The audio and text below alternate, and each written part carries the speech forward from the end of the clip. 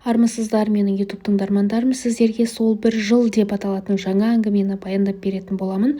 Каналыма тіркеліп, қолдау білдіріп қоюды ұмытпаңыздар.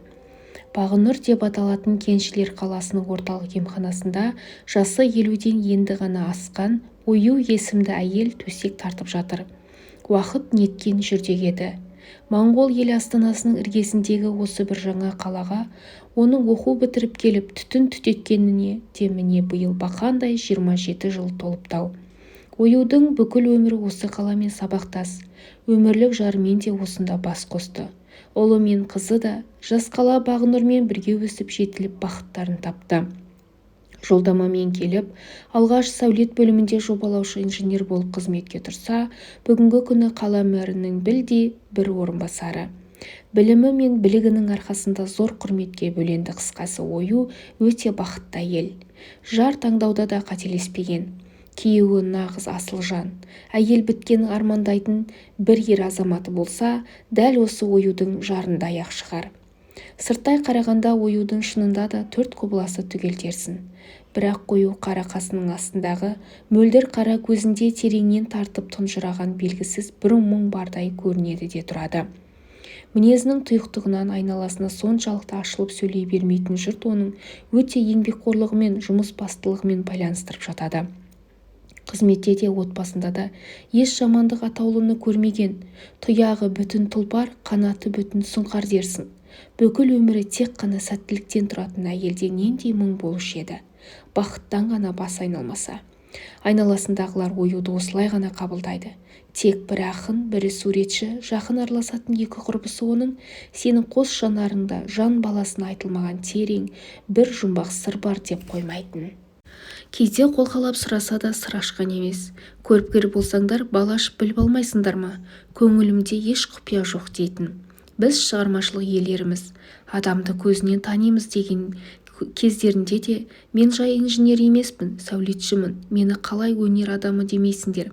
Үнемі ойланып жүретіндіктен сырт көзге солай көрінетін шығармын. Осылай десе де кейде зілдей ауыр ойдың тұңғиық тереңіне батып кететіні бар.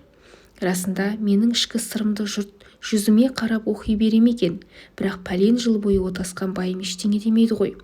Аузын ашса жүрегі көрінетін күйеуінің еш бөтен ойы болмайтынын ол әрдайым сезеді. Соңғы бірер жылда тұла бойын меңдеген дерттің дауасын іздеп бармаған жері жоқ. Шетелдің неше түрлі емханалары мен талай білікті дәрігерлеріне қаралған. Шипа боларлықтай ештеңе табылмайтынына көзі жеткен. Тікелей келген ажал екендігін де іші сезген. Алғашында қатты үрейленген. Талай ұйқысыз түндерді өткізді. Өмірмен тым ерте мәңгілікке қоштасатынын алды. Қатты өкінді. Күйеуін, балаларын, ет жақындарын, дос жарандарын қимай жылады, сықтады. Қазір бәрінен суынып түңіліп кеткендей. Күн өткен сайын бұл дүниеден алыстап бара жатқандай. Енді оған бәрі секілді. Уақыт озған сайын бұл өмірді жат көріп, ажалдың келіп алып кетуін ғана күтетіндей. Төсек тартып жатқан 2 айда ол өткен жарты ғасырлық өмірін жіпке тізіп көрмек болды. Бірақ ой шіркін айналып келіп сол баяғы 1979 жылды ғана шиырлай береді. Тек сол жылды сағына сарғайып еске алса ғана асқынып кеткен ауруын ұмытып, ерекше бір рахат сезімге бөлінетіндей болып көрінетінде тұрады. Тіпті 30 жылдан кейін де дәл мұндай сезімде боламын деп кім ойлаған? Енді ойлап отырса, өмірінің көп уақыты қарбалас қызметпен, беймаза күйбең тірлікпен қас қағым сәтте зу етіп өтіп кеткен тәрізді. Ою бір отбасының жан тегенде жалғыз қызы, әке-шешесі бұдан да өзге ұл да қыз да сүймеді. Теміржол саласында үлкен қызметтегі әкесі үй бетін көруі сирек.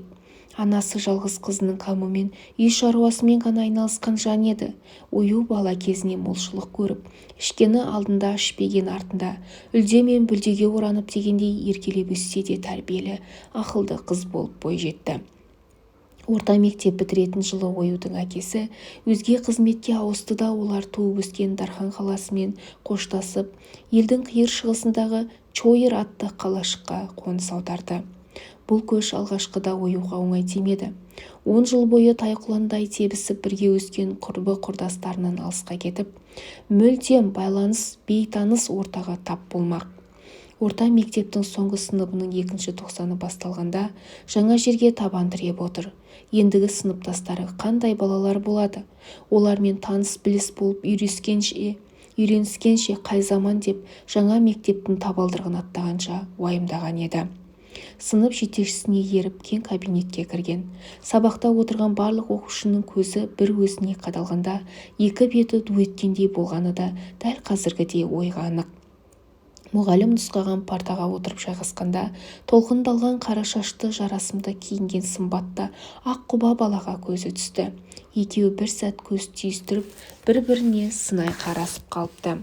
Қадамың құтты болсын деп жымиған баланың тартымды жүзі біртүрлі жылы ұшырап көрінгендей болды. Рахмет деді де жайғасты. Парталасы тәрбиелі, оқу үлгерімі де айтарлықтай, өзі ақын дегендей тәуір бала болып шықты. Есімі тосындау естілгендей болды да жадында сақтай алмады. Қайталап сұраудан ұялды. Үзілісте ол ұлдармен бірге шығып кетті. Оюды сыныптас қыздары орталға алып, танысып, білісіп жатыр. Бәрі де биязы мінезді, ақ жарқын құрбылар болып шыққаны көңілге үміт ұялатты. Олармен тез тіл табысып кете аларына оюдың көзі жеткендей болды. Таңертең сабаққа баруға үйіне шыққан. Мектепке дейін әжептәуір алыс. Бұл қалашықта қоғамдық көлік атаулы болмайды екен. Тас төселген жолмен тартып келе жатыр еді, артынан біреу жақындап келіп қатарласа кетті. Жалт қараса кешегі парталасы. Қайырлы таң, Ою. Қайырлы таң, кешірші, атыңды ұмытып қалдым. Оқасы жоқ, алғашқы танысқан жұрттың бәрі сөйтеді. Атым Мейрамбек. Ой, қандай қиын есім. Майрумбек дұрыс па? Жоқ, Мейрамбек, тілің келмесе жай ғана бек дей бер. Жарайды, солай жеңіл екен. Бұл сонда қандай есім өзі? Қазақша ғой, мен қазақпын. Солай ма, ұқсамайсың ғой. Олар көк көзді болушы еді. Оның үстіне сен моңғолша тап-таза сөйлейсің. Дархан да қазақ көршілеріміз болды. Олар моңғолша мүлдем бөлек әуенмен сөйлейтін. Сен оларға ұқсамайсың. Мен өзіме ғана ұқсаймын. Екеуі қосылып күліп алғаны бар. Осылайша үйлерінің бір бағытта болуы да оюды Мейрамбекпен жақындата түскендей болған. Аз ғана уақыт ішінде ол екеуі егіз қозыдай жарасып, достасып кеткен. Мейрамбектің үйі оюдікінен біршама арырақ. Ол жерде қатарлас аз сыныбында оқитын Чимек деп аталатын моңғол қыз бен Серхан деген қазақ бала екеуімен көршілес тұрады екен. Олармен де жақын танысқан оюдың қуанышында шек болмады. Сабақтан соң төртеуі қатарласып мектептен бірге шығады. Таңертең бірге барады. Әңгімелері де жарасып, өзара тіл табысады. Алғашқы қар жауған күні төртеуі жас балаша қуанып қармен атысып, жаңа түскен ұлпамен бір-бірінің бетін жуып та ойнағандары бар. Өстіп жүріп, 90-ның қалай аяқталғанын да білмей қалыпты. Бүкіл сынып болып келе жатқан жаңа жыл мейрамын қарсы алу кешіне қатысты. Би кешінің жүргізушісі парталасы Мейрамбек. Ән, би, музыка аспаптарында өнер көрсететін орындаушы оқушыларды таныстырғанда, кезекті би әуендерін ойнатарда да, күйтабақтағы ансамбль мен эстрада жұлдыздары туралы қысқаша мәлімет беріп, ерекше тартымды сөздермен дүйім жұртты елең еткізеді. Сөзінің соңын 4 жыл өлеңмен өрнектеп аяқтайды. Барлық оқушы мәз-мейрам болып, ду қол шапалақтайды, қоғадай жапырылып билейді. Парталасының шешендігі мен алғырлығына ою да қатты тәнті болды. Топпен бірге билеп жүріп, әлсін-әлсін көз тастап қояды.